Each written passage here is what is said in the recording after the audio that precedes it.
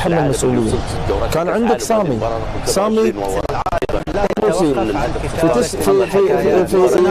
في التصفيات ما خسر ولا مباراه وما تسجل ولا هدف. يعني الفريق كان شكله الفريق شوي جيد، قدم تصفيات ممتازه. هي نقطه التحول لسامي الطرابلسي كانت في كاس افريقيا. اي بس عبد العزيز يجب ان هناك يكون في استقرار. معناته هذا الموضوع مسؤوليه الاتحاد. معناته اذا الاتحاد اليوم انت مش قادر، من المفترض انك تقدم استقالتك، ان اللي قاعد يصير شيء مش طبيعي. يعني انت تفضل بان سامي الطرابلسي كان يستمر افضل؟ مفروض انت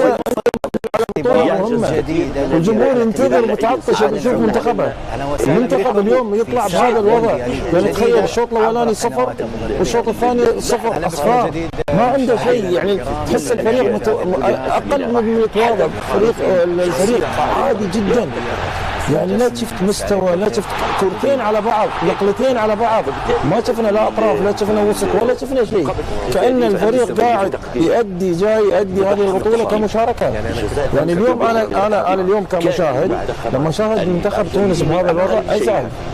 لان تونس دائما عودتنا على لاعبين واسماء تملك مستويات جدا رائعة، وكانت عندها لاعبين دقة اختيار افضل من اللاعبين. اليوم لا دقة اختيار عندك جيدة ولا اللاعبين الاساسيين جيدين. معناته ان هناك عندك مشكله كبيره. انت في تاريخك مع النادي العربي التقيت في البطوله العربيه مع الترجي التونسي، الترجي الرياضي التونسي. دائما احنا نلعب مع الترجي. معظم البطولات اللي كان الفريق يعتبر مميز في منتصف التسعينيات تقريبا.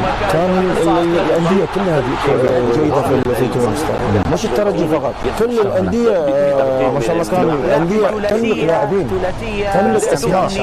اليوم انا على اللي انا شاهده، شوف اللعبه، تحس ان الفريق جاي كانه يؤدي بس تأدية واجب 90 دقيقه واخلص وارجع. حرام. يعني اللي الجمهور قاعد ينتظر ويتمنى ان يشاهد منتخبه يطلع بصوره جيده، يطلع بهذا السوء. يعني انت عندك مدرب مثل سامي الطرابلسي، عطى وقت. يعني ما يصير انت انت تجيب المدربين الاجانب تعطيهم وقت كامل. لكن المشكله مع سامي الطرابلسي كانت هناك ضغوطات لانه لم يؤدي ادوار مجموعات في كاس صدري فقط. انا على حسب الاعلام صار الضغط عليه مش من الشارع، لا صار الضغط عليه من ضمن الاعلام. اليوم انا عندي مدرب وعندي بطوله مهمه مثل كاس العالم. المفروض حتى الاعلام يكون مساعد مهم للاتحاد الكره وللاعبين للمدرب. انت ما يصير انشقاق. صعب ان انت تحط اي مدرب لما يصير هناك انشقاق في بعض الامور ما تكون واضحه للمدرب، معناته ان هناك في عمل غير صحي للمدرب. انت اليوم شوف المظهر اللي ظهر فيه، مظهر مخجل جدا. يعني انا ما اتمنى ان اشاهد المنتخب التونسي بهذا الوضع، والله ما اتمنى. قلت يمكن انا على المباراه الاولى قلت ممكن الناس تبالغ شوي، ممكن الاعلام والناس تبالغ على المباراه الاولى. لا انا تمنيت اني ما شفت المباراه الاولى، شفت المباراه الثانيه هذه وتمنيت اني انا ما شفتها. صراحه فريق كانه جايش مباراه 90 دقيقه فقط. يعني انا ما لوم كابتن حاتم.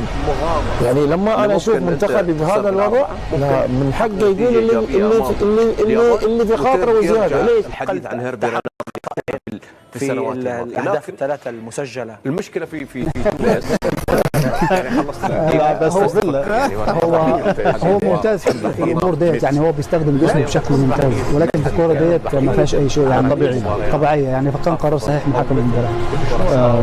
طبعا نذكر بان دفاع المغرب كان حاضر، مع العلم بان كابتن يوسف شيبو كان متوتر ليس قليلا بل كثيرا، ودليل على ذلك بانه اشار في اكثر من مناسبه بان الدفاع يحتاج ايضا لان يتطور على مستوى اللقاءات. يكون محكم بشكل اكبر، وايضا عمليه انهاء الهجمات تكون حاضره بشكل اكبر، لان المباراه القادمه ستكون حساسه، وربما قد يكون هناك منتخب قوي في مواجهه منتخب المغرب. بعض الاحيان عليك ان تكسب المباراه، لان انهينا المباراه بشكل صعب جدا، خصوصا ان المنتخب الاسكتلندي بدا الى ربع ساعه بدا يخرج يعني في المرتدات، واصبح يخلق الفرص، وحنا يعني نخلق الفرص، لكن مشكلتنا ضيعنا العديد من الفرص. بعض الاحيان تحتاج الى الجماعيه يا عبد العزيز، يعني في الكره يمكن دياز اليوم كان يمرر، كانت عنده فرصه كبيره انه يريح حتى اصدقائه ويريحنا حتى احنا ويريح حتى الجمهور. كانت عنده فرصه انه يبرر للسيباري. ماذا يقول رايك وهبي في هذه؟ يحفز لاعبين، يشكر لاعبين. اعتقادي انه نعم تفضل يوسف. كما قلت الفوز مهم جدا، اول فوز لسي وهبي اللي في اعتقادي قدم مباراه تكتيكيه مهمه جدا كبيره، خصوصا على مستوى الجهود. وسط قدم مباراه كبيره، خصوصا نتكلم على ابو عدي اليوم كذلك، واكثر العناوي اليوم كان مميز جدا في عمليه قطع الكره، في كذلك المساهمه مع المهاجمين ومسانده المهاجمين. سيباري اليوم كالعاده اليوم كان هداف وكان حاسم. دفاعيا كنا جيدين، خصوصا الرياض اليوم قدم مباراه كبيره، ما شاهدناش يعني فرص يعني حقيقيه بالنسبه للمنتخب الاسكتلندي. ديوب لا زال شويه، ديوب لازم عليه يتحسن اكثر، يعني ديوب ما يعطيكش اطمئنان انه ارتكب اخطاء كثير. حسن الحظ ان الرياض كان اليوم ممتاز، مع عناوي اللي كان كذلك عاطي قوه اكثر، اللاعب معدي في عمليه افتكاك الكره وعاطينا حمايه للمدافعين. على الاطراف كما قلت الحكيم اليوم شاهدنا بعض الاحيان عليه يكون اكثر ذكاء، لان لقطه في الدقيقه يمكن اخر المباراه يريد دائما الهجوم. احيانا يجب ان تدافع، انك اول شيء انت مدافع ليس بمهاجم، لازم تلعب ذكاء، لاعب قائد. قدم مباراه جيده كما قلت.